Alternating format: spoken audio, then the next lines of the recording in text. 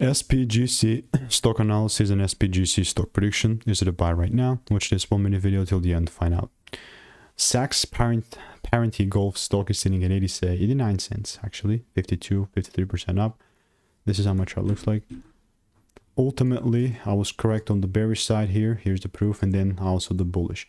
Although I never capitalized with it because it was pre-market and then it just blew up.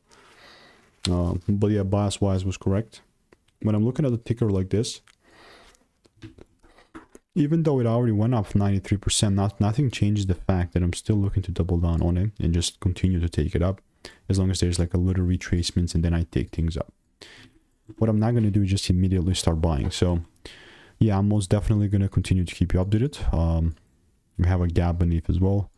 But if I don't see this and then my rules, then I'm just not going to long, honestly. So if you want to make more money trading in a simple and new way, click the first link in the description. It's a free newsletter. Goodbye.